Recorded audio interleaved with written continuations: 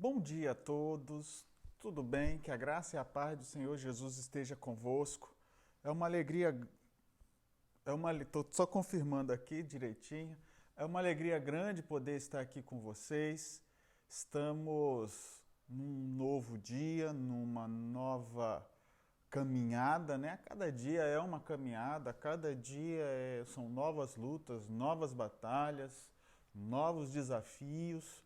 Não sei como você está se sentindo, não sei se você está se sentindo bem, se está se sentindo mal, não sei como é que está a sua luta, mas que a graça e a paz do Senhor Jesus esteja com você, esteja na sua casa, esteja na sua família, que as pessoas que você ama possam estar se sentindo bem também, mas pode ter certeza que se tiver algo de errado, se você tem alguém que está enfermo na sua casa, na sua família, a graça do Senhor vai estar alcançando. Não desista, continue orando, continue intercedendo, ore pelos outros, que a graça do Senhor que está na sua vida vai alcançar aquela vida que você está pensando, que você está lutando e orando com ela. Queridos, hoje o tema é capítulo 12, a sacudidura. Ontem a gente falou dos enganos satânicos, né, dos últimos dias. E daqueles enganos satânicos dos últimos dias, a gente destacou três coisas. Apareceriam mortos, né? Apareceriam mortos que pelos espíritos, os espíritos ruins trariam, entre aspas, os mortos de volta à vida para conversar conosco, né? Haveria curas, falsas curas, para contradizer as curas verdadeiras que aconteceriam um dia. E também o último dos enganos, que não é só trazer alguém morto à vida, né? Eles não vão trazer alguém morto à vida, eles camuflariam isso, porque eles não têm capacidade de ressuscitar ninguém. Mas é personificar a Cristo, imitando uma falsa vinda de Jesus para o anticristo. De fato, esse anticristo está aí andando e enganando o mundo inteiro. Esses textos, bem como algumas partes de hoje também, nós vamos fazer de maneira especial um vídeo para que à noite, né, por volta das 7 da noite, no YouTube, você possa assistir esses comentários adicionais. Mas hoje, neste momento, nós vamos falar um pouquinho da sacudidura. E a sacudidura não é algo que acontece fora, é algo que acontece na igreja, tá? Algo que acontece na igreja de Laodiceia. Então nós vamos meditar algumas coisas, tá bom? Feche seus olhos, mais uma vez um bom dia, que a graça e a paz do Senhor Jesus esteja convosco. Mas feche seus olhos, vamos orar ao Senhor. Bondoso Deus, Pai querido, agradecemos a Ti as bênçãos. Estamos aqui já iniciando essa jornada, a continuidade dela, estamos no capítulo 12. Nos ajude neste período de sacudidura, que a gente não venha a ser achado em falta, mas nos ajude a sermos sempre trigo e nunca joio, te pedimos em nome de Jesus. Amém. Se você estiver lendo o livro Eventos Finais, ele foi colocado, são escritos, né? São compilações do que Ellen White escreveu sobre os últimos eventos, sobre os eventos finais. E foi tentado colocar numa ordem que seria cronológica conforme o que a gente imagina, né? Conforme o que a igreja entende. Aconteceria isso, aconteceria aquilo e tal. Falou do decreto, primeiro sair das cidades, né? Vida no campo, depois sair das cidades, depois fala de decreto. Aí nesse período de decreto fala dos últimos enganos que vai estar acontecendo. Agora estamos aí no momento em que houver o decreto, os últimos enganos, haverá uma sacudidura aí dentro da igreja remanescente. Notem que em Apocalipse há dois povos. Perdão, botei três, né? Mas há dois povos. O povo remanescente, que guarda os mandamentos de Deus e tem testemunho de Jesus, e o povo que está em Babilônia e que vai ser clamado, sai dela, povo meu. No capítulo 12, é de maneira bem especial ao povo que está remanescente, tá? Então diz assim, logo no primeiro parágrafo aqui do capítulo 12, sacudidura, é bem forte o texto. Ser membro da igreja não é garantia de salvação.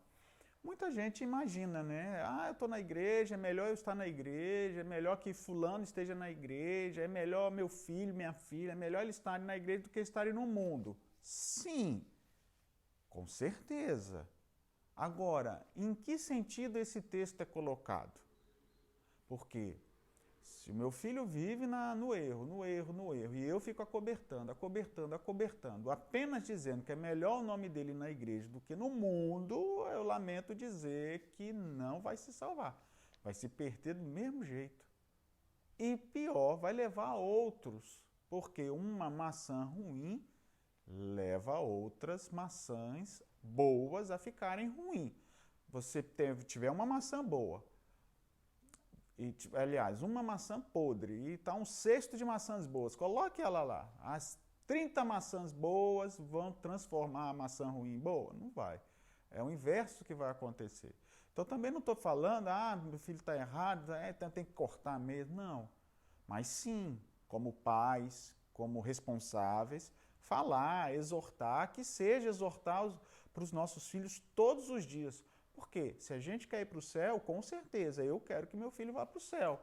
E se eu estou vendo algo de errado, eu não devo simplesmente passar os olhos. Eu devo exortar na maneira do possível. Existem exortações que são necessárias para algum momento, e existem outros tipos de exortações que, mesmo que você queira falar, talvez não seja naquele momento exato. Por exemplo, uma repreensão. Você vai repreender alguém que você ama. Uma coisa é você repreender conversando no particular. Outra coisa é você repreender em conjunto, né? Uma multidão, e você repreender. Então, essas repreensões em conjunto precisa ser pensado bem, e existe uma ou outra coisa que é necessário para isso.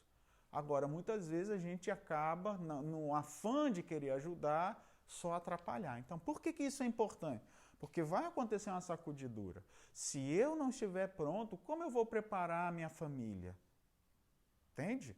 Então, eu preciso estar pronto, eu preciso pedir a Deus sabedoria, você precisa pedir a Deus sabedoria para você enxergar esses últimos momentos, para que quando você vê alguém da sua família, de maneira especial, porque já que a gente está falando sacudidura e é algo que vai acontecer na igreja, é da sua casa, é da casa de Deus.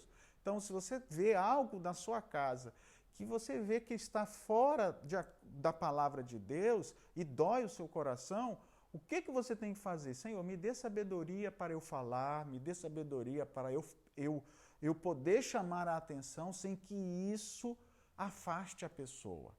Talvez a pessoa fique triste, mas uma coisa é você ficar triste, depois você refletir e dizer, mamãe tinha razão, papai tinha razão. Do que você falar e, poxa, meu pai está certo, mas ele não precisava me ofender. Mamãe estava certo, mas ela não precisava me ofender. Eu estou falando pai e mãe, mas para a gente pensar na vida espiritual da igreja, tá? A gente precisa exortar os nossos irmãos, precisa exortar o próximo, mas com muita sabedoria. E olha só, é uma solene declaração que faço à igreja, de que nenhum entre 20 dos nomes que se acham registrados nos livros da igreja está preparado para finalizar sua história terrestre. E achar-se-iam tão verdadeiramente sem Deus e sem esperança no mundo como um pecador comum. Misericórdia, né? Misericórdia. Então, aqui está dizendo o seguinte, você pode entender por dois lados. Ou que Ellen White estava dizendo que ninguém está preparado, né? De cada 20, nenhum está preparado. Então, ela não falou numericamente, né, literal, ela falou simbolicamente. Então, ninguém está preparado. Ou você poderia dizer de que a cada 20, ela diz nenhum, mas aí, então, no 21º, um apareceria. Então, se fosse assim, a cada 100, 5, talvez, 4 estariam prontos. Então, o nosso foco não é ficar pensando, meu Deus, de cada 100 da igreja, porque ela falou 20, mas a gente aumenta, né? Se de cada 20 ninguém está preparado, nenhum está preparado, então é no 21 que um vai aparecer. Ou você pode interpretar desse lado, né, no sentido literal, ou no sentido simbólico, para dizer que ninguém está preparado. E o que eu quero que você entenda, e eu preciso entender também, é que se realmente a história terminasse agora, será que estaríamos prontos? Eu tenho falado isso. Sabe? A gente está aí voltando para as igrejas. A recomendação é que mesmo nesses lugares onde a igreja está abrindo, aqui no Espírito Santo, a gente já está abrindo em algumas cidades, mas o povo, cadê o povo? Não sei se o povo... mas é lógico, tem o período aí, né, acima de 60 anos não podem vir, e a maioria dos irmãos dessa idade gostam de estar na igreja. As crianças não podem vir, então quando as crianças não vêm, muitas vezes os pais, os responsáveis também não vêm. A gente entende. Mas sabe, queridos, as pessoas, quando elas vão ao supermercado, elas dão um jeito. Dão um jeito. Quando elas vão ao banco, elas dão um jeito. Quando elas vão na loja, porque não aguentam ficar em casa, elas dão um jeito. E a igreja, será que está sendo desse mesmo jeito? O carinho desse mesmo jeito? Sabe, a televisão, as lives, eu tenho feito lives porque eu sei que muitas pessoas não vão poder estar ainda. Mas há aqueles que ainda podem. Pastor, mas tem que ficar sentado separado? Sim, concordo plenamente. Tem que dar separado, tem as regulamentações. Mas e aí? O povo tem vindo? Você, quando escuta, não, vamos para... Não, eu vou esperar mais um pouco. Será? Mas na hora de ir no banco, na hora de ir no supermercado, você está olhando as coisas acabando, você diz assim, não, eu vou esperar mais um pouco, porque eu posso pegar lá a doença, mesmo com a máscara. Será que a gente pensa assim? Então, olha só, se de fato estamos preparados, a nossa vida vai ser diferente. Por quê? O que está dizendo é que se houver a perseguição, muitos não estão preparados. Praticamente ninguém está preparado. Vai ser amadurecido no carbureto. Ok, queridos? O texto ainda continua dizendo o seguinte, olha só. Os que tiveram oportunidade para ouvir e aceitar a verdade e se unirem à igreja adventista, considerando o povo de Deus, mas não possuem vitalidade e consagração a Deus, serão atingidos pelas pragas. Tão verdadeiramente como as igrejas que se opõem à sua lei. Então, está com o nome na igreja, mas não vive, não busca consagração, no momento em que houver aí a destruição, vai receber aí. Tem muitos textos, né? E diz assim, olha só, a perseguição purificará a igreja. Do mesmo jeito que a era apostólica foi perseguida a igreja e ela foi purificada, porque eles iam pregando de cidade em cidade e batizando as pessoas, assim também a gente vai acontecer no tempo do fim. Olha só, não vai longe o tempo que a prova sobrevirá a toda a alma. Que prova é essa? A marca da besta nos será recomendada com insistência. Note que eu já falei disso. Quando você lê Apocalipse 13, você vê a marca da besta ali, mas você só diz que vão receber a marca da besta. Não diz especificamente a marca da besta. Nós falamos que é o dia contrário à marca de Deus ou selo de Deus, que é o sábado. E quando que a gente sabe isso? Quando a gente vai em Apocalipse capítulo 14, na terceira mensagem angélica. Porque enquanto que em Apocalipse 13, a besta diz, olha, quem não adorar a besta vai receber a marca. Em Apocalipse capítulo 14, verso 9 em diante, ali fala que haverá um povo clamando, dizendo, olha, se vocês receberem essa marca, vocês vão receber as pragas e os juízos de Deus. Então, haverá um povo que vai falar, não receba essa marca, não aceite essa marca. Lute contra ela. E aí o texto termina no verso 12 dizendo, aqui está a perseverança dos santos. O que é perseverança? É que luta, se agarra para não cair, que guarda os mandamentos de Deus e tem o testemunho de Jesus. Então, a marca da besta tem a ver contra a guarda dos mandamentos. Que mandamentos, queridos? De maneira especial, todos. E são 10, não são 8, não são 5, não são 9, são 10. Nós tocamos aqui de maneira especial no sábado, porque o mundo cristão religioso que segue a Deus, e tem muita gente boa e sincera aí, muito líder bom e sincero, que temente a Deus e que você vê Deus usando. No entanto, quando você fala do sábado, não, mas não é o sábado, aquilo ali é para o judeu, é tudo judeu, né? Adão não era judeu, nem Eva era judia. E aí? Então, olha só, não é 10 mandamentos. Então, a gente foca o sábado porque esse é o ponto, porque o restante, aceita o resto. Não que os outros 9 sejam o resto, por favor, mas aceitam os mandamentos de Deus. Então, nessa hora que a marca vai ser recomendada com insistência, os que passo a passo ceder às exigências do mundo, ou seja, está falando do povo da igreja, de dentro, os que passo a passo, não, vamos ficar em casa, vamos ver só a televisão mesmo, vamos não sei o quê e tal, e não melhora a vida, não se acharão difícil submeter-se aos poderes dominantes.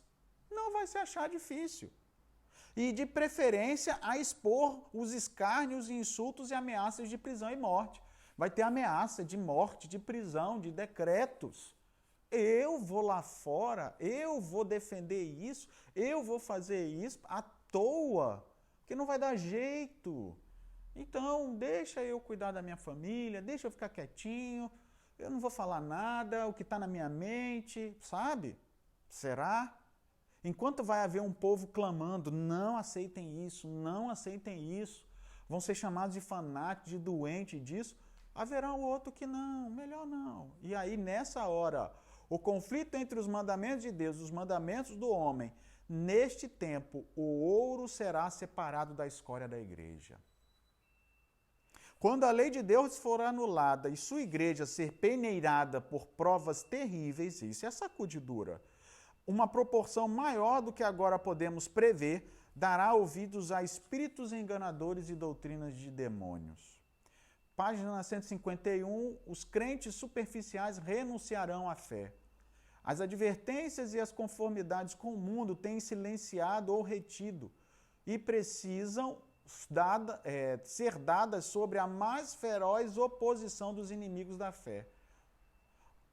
E que, por aquele tempo, a classe dos superficiais conservadores, do sábado, óbvio, né? Sua influência tem retardado decididamente o progresso da obra, renunciará à fé.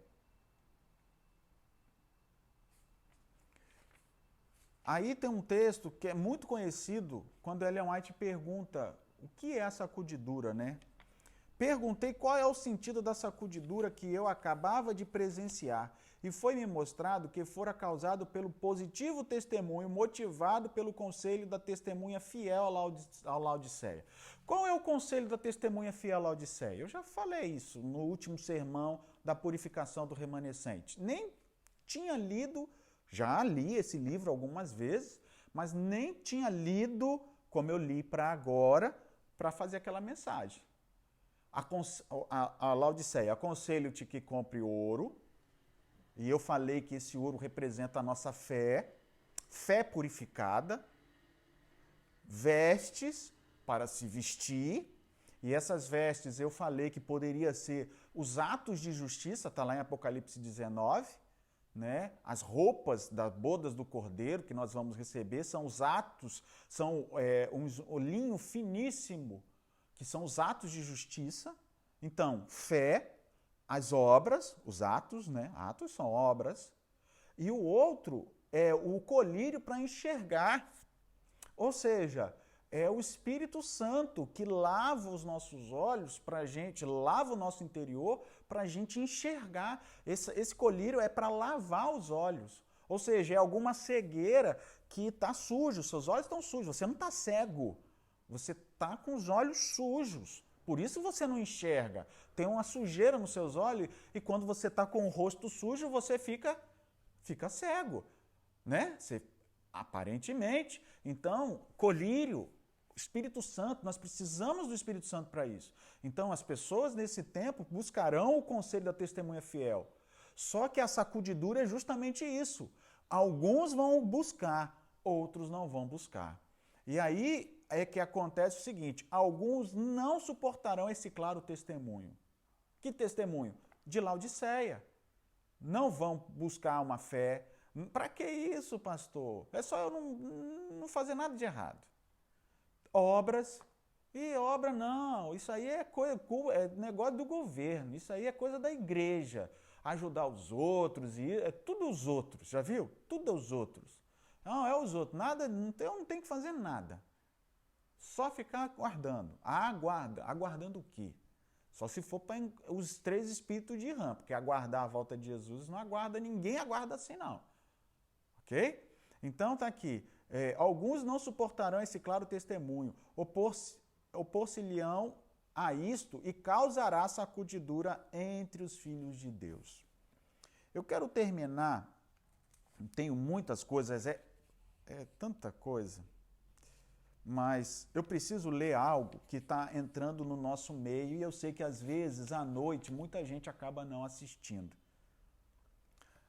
Eu vou ler 2 pontos, tá? Pronto. Eu disse que era 1, eu já estou dizendo que são 2, mas vou ler só 2 pontos mesmos, tá bom? São 2 temas. As falsas doutrinas afastam alguns e depois, aqui na sacudidura fala de pastores que vão embora, vão abandonar a igreja e outras coisas mais que a gente vai tocar à noite. E esse ponto eu vou tocar à noite também, mas eu preciso falar agora que diz assim, a chamada ciência e religião. Ciência e religião. Como povo somos criacionistas, então nós sabemos bem sobre o embate ciência e religião, criacionismo. Mas você já percebeu o que tem acontecido nesses últimos dias? Você sabe o que tem acontecido nesses últimos dias? Coisas que não tem falado. Olha, desde que eu sou pequenininho da igreja, eu já ouvi, quando eu era adolescente, eu me lembro, tinha uns amigos, tudo da igreja, em que falavam, mas a igreja aceitava o Espírito Santo, mas a igreja antiga não aceitava, e era um negócio, pessoas da Trindade, contra a Trindade. E eu me lembro que eu estudei com alguns amigos meus, e a gente buscando o texto da Bíblia para a gente ver, não, mas a igreja fala da Trindade. Sabe? Hoje, eu sei que existem pessoas falando contra a Trindade, mas isso sempre existiu. Continuo acreditando na Trindade, e esses meus amigos que quase foram para um lado, alguns até aceitaram um pouco, depois voltaram. E não era um, não, alguns. E falaram, não, Moisés, realmente a Trindade.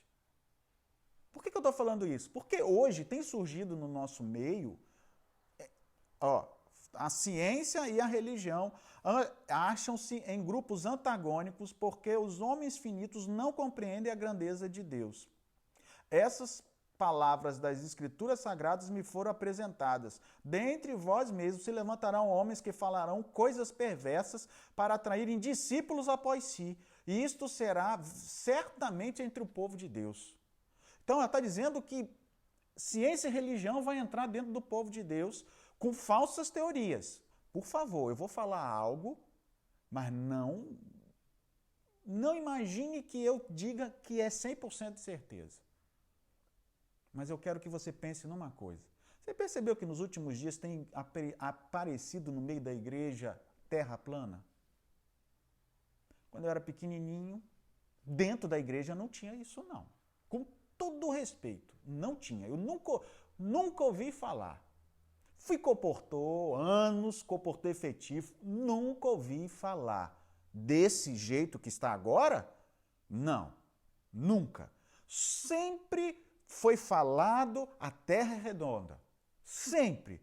A Sociedade Criacionista Brasileira a Igreja Adventista e sempre foi falado isso. Agora, mas nesse último tempo, tem surgido, e aí quando eu li isso aqui, a ciência e religião acharão em campos antagônicos. Porque hoje essas pessoas da Terra plana se acham realmente criacionistas. E dizem que quem acredita de outro jeito não é. E sabe, Outros têm acreditado assim, mas será? E tal, mas será que não tem a verdade? E eu fiquei, mas será? Realmente, lá no passado se falava muito da Trindade e continua se falando hoje. No passado se falava da natureza de Cristo. Se Cristo é como Deus ou se ele venceu como um ser humano, 100% ser humano. Cristo era Deus e ser humano. Mas as pessoas que pregam santidade pregam que Jesus ele tinha tendências pecaminosas, mas não pecou. Isso já existia, ó. Desde pequenininho, eu sou adventista de berço. Minha mãe é adventista. Minha avó é adventista. Agora, terra nunca ouvi, como ouço agora. E aí, queridos, então, será que é uma falsa doutrina? Ou será que realmente o globo é a falsa doutrina? E que agora eles têm a luz da verdade? Porque agora, cada vez mais, as pessoas estão ciência e religião, ciência e religião. Não, a gente justamente usava a ciência para dizer que dava para se casar a ciência com a religião. Não era assim? A gente usava. Agora não. E note que o texto está dizendo justamente a ciência e a religião achar-se-ão em campos antagônicos, porque homens finitos não compreendem o poder e a grandeza de Deus. Ela está fazendo uma crítica aqui, ou não? Ou será que eu estou entendendo muito errado? Estão em campos antagônicos, não era para estar. Estão em campos antagônicos porque eu não compreendo o poder e a grandeza de Deus. Via sacudidura e pela introdução de falsas teorias. E olha, queridos, ou o globo é a falsa teoria, que a sociedade criacionista acredita, que a igreja acredita, que sempre a gente acreditou, ou a terra plana, ou um ou outro. Só que um coloca de um jeito e o outro coloca de outro. Só que um diz, não, nós temos aqui, nós acreditamos em Deus verdadeiramente. Vocês não. Vocês estão acreditando na evolução e outras coisas. E note, queridos, eu preciso ler um outro texto para eu terminar. Está em Obreiros Evangélicos, mas eu deixei salvo no meu iPad, eu vou ter que pegar, era para estar aqui junto comigo. Então eu vou sair da câmera e vou voltar. Eu quero ler um. À tarde eu vou comentar mais, mas eu preciso ler. Será que a Ellen White falou alguma coisa da Terra plana? Com certeza alguns terraplanistas já ouviram em sites, porque muitos são adventistas, e tem aumentado isso de maneira especial. Não vou entrar aqui neste mérito se é redondo ou se não é. Só quero ler para vocês o seguinte. Obreiros Evangélicos, página 314. Não sei se aqui é 314 no aplicativo ou se é no livro, tá bom? Página 314, diz assim. Quanto aos assuntos como a teoria de que o mundo é... Até nessa hora cai a brincadeira. Mas agora eu estou esperando, eu vou esperar. Percebe? Não caiu o tempo todo, mas na hora que eu vou falar de um ponto, cai a internet. Ai, ai. Vamos lá. Quanto os assuntos como a teoria de que o mundo é plano, terra chata, tá? Deus diz a toda a alma. Eu só vou ler esse texto. Que te importa? Ou seja, se o mundo é plano ou se não é, Deus diz a toda a alma o que te importa. Quanto a ti, segue-me. Tendo-lhes dado a sua comissão, insistam sobre as grandes verdades para esse tempo, não sobre assuntos que não têm relação com a nossa obra. Ellen White. Eu não tenho mais nem o que falar. Tenho mais o que falar? Eu tenho que assistir alguma coisa? Não, porque as teorias, porque as ideias são boas e tal. Você precisa... Eu não preciso nada, tá? Eu só li aqui o seguinte. Sobre isso, o que te importa? Se é ou se não é? Eu estou lendo só isso. Eu vou ler outras coisas à noite. No vídeo... E à noite, quem quiser assistir lá no canal vai ver. Quem não quiser, Só isso já basta, ou não? Vou ler de novo. O problema é que eu estou gastando tempo demais, né? Mas quantos assuntos, quanto à teoria de que o mundo é plano, Deus diz a toda alma, toda alma. Os adventistas do sétimo dia fazem parte dessa toda alma? Faz, né? Então tudo bem. Que te importa? Quanto a ti, segue-me. Aí usa o texto de João, quando Jesus fala para Pedro. Quando Pedro faz uma outra pergunta para João, e esse aí, discípulo, o que vai acontecer com ele? Aí Jesus fala, o que te importa? Segue-me. O texto é esse. Não, mas e se a terra é plana, eu preciso saber o que te importa, Ellen White fala. Quanto a ti, segue-me. Tenho-lhes dado a comissão, a grande comissão, e de pregar o evangelho a todo mundo, ensinando a guardar todas as coisas que vos tenho dito. E estarei convosco todos os dias até a consumação do século. Não foi isso que Jesus falou? E Jesus não falou da terra. Ele falou de outras coisas, pode ter certeza. Então, tenho-lhes dado a comissão. Insistam sobre as grandes verdades para esse tempo, não sobre assuntos que não têm relação com a nossa obra. Se não tem relação, meu querido, minha querida, para que gastar tempo? Feche seus olhos, vamos orar ao Senhor. Bondoso Deus, Pai querido, tanta coisa que a gente vai se empolgando, vai falando, e aí quando vê o horário já foi.